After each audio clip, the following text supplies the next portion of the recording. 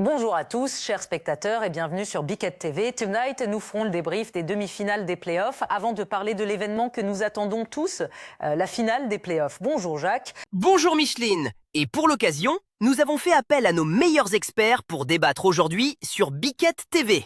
Tout à fait Jacques. À ma gauche, deux experts, Léo Dagan et Bob Léponge. Bonjour à vous. Salut Micheline, ça roule! Alors Bob, d'après mes fiches, je lis que vous êtes expert en cuisine rapide, tandis que Léo Dagan, vous êtes expert en destruction, torture et défense militaire.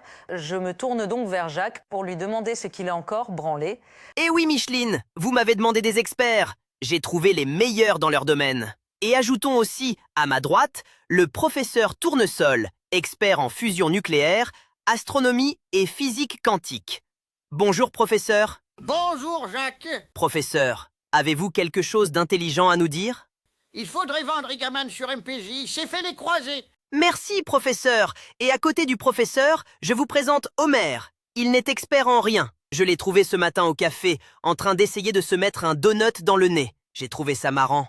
Bonjour Bernard. Homer, question un peu différente de celle du professeur. Pouvez-vous nous dire quelque chose d'intelligent?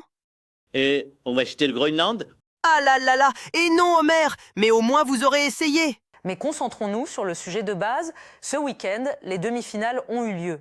Kaloum a évolué en 5-3-2 pour la demi-finale. Professeur, quelle est votre analyse de cette formation tactique?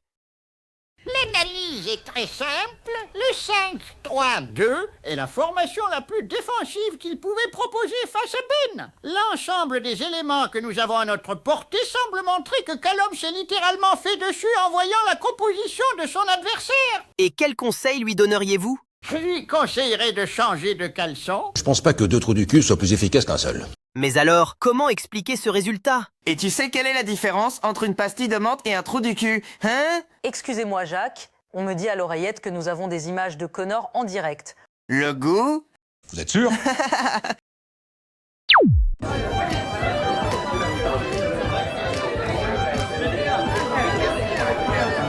Oui, visiblement c'est un coup dur. C'est une blague de mauvais goût? On me dit que son frère l'a rejoint.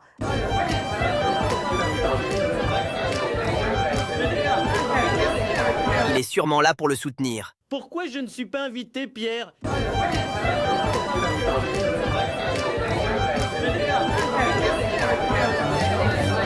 Non mais là, c'est n'importe quoi. Ils sont alcooliques? Hier, je parlais avec un monsieur dans un bar. Ils sont tous complètement secs. Il faisait 2 mètres pour 120 kilos, que du muscle, une armoire à glace, hein? Une référence. Un idole pour moi. Waouh, j'étais tellement fan de lui, je voulais être comme lui, tu vois? Professeur, je vous repose la question. Comment expliquer ce résultat? Kaloum et Ben se sont quittés sur un 0-0. Un match bien chiant. Et c'est Ben qui a gagné à la note. Professeur, pouvez-vous analyser cela? On parle, on boit, glou-glou. Et là, il m'explique qu'il a une anomalie génétique depuis sa naissance. Les médecins ont fait leur maximum, mais sans résultat. Oui Jacques. Pour expliquer ce résultat de manière très simple, il faut comprendre que Callum a fait n'importe quoi. Pour commencer, il a utilisé Zaya comme bonus, mais il a joué en remplacement live, il a remplacé un quart de ses joueurs qui n'ont pas pu profiter du bonus. En fait, il a un tout petit pénis. Malgré le remplacement live, il a réussi à se retrouver avec un Rotaldos au milieu, passant une moyenne de 4 au milieu lors de la comparaison des moyennes. Ben a juste eu à regarder cela en bon spectateur. La déception? Merci, professeur. Homer, un petit mot pour compléter l'argumentation du professeur? Pourquoi ce matin vous m'avez dit que le gingembre était aphrodisiaque, Didier? Homer, j'ai dit que c'était secret, ça. Nous recevons sur le plateau numéro 2, dans l'émission C'est trop couillon de Jimmy, le dernier du classement, Adrien. Jimmy, de quoi allez-vous nous parler dans l'émission? Eh oui, Micheline.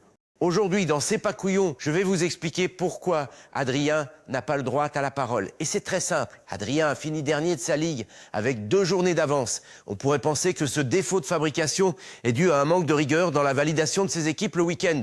Mais pas du tout. Adrien a réalisé toutes ses compositions en temps et en heure lors de chacune des 18 journées de championnat. Il est juste nul. Et c'est intolérable à ce niveau-là. Aussi, j'ai décidé de l'inviter pour lui rappeler de ne pas parler. C'est plus convivial.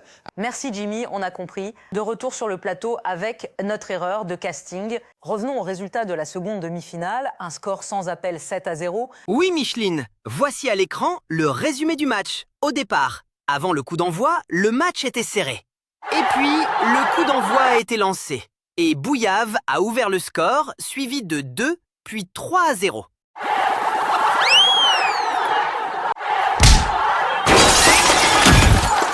« 4, 5, 6, 7. Pauvre Connor, il en a pris plein la gueule pour pas un sou. Et le public en redemandait. Et vous savez le pire? C'est là qu'on voit que le mec est un vrai pervers. Dans le doute, il lui a mis une valise à nanar, au cas où. Ah bah Connor, il s'est fait piétiner. Merci à tous, nous allons rendre l'antenne. Ce week-end, Ben affrontera Bouillave en finale. Un petit pronostic. Bouillave! Je dirais Les Ben. calculs Le sont clos. Groenland, Ta gueule, Homer. Ceci le gingembre. Merci, c'était Biquette TV. est MPG.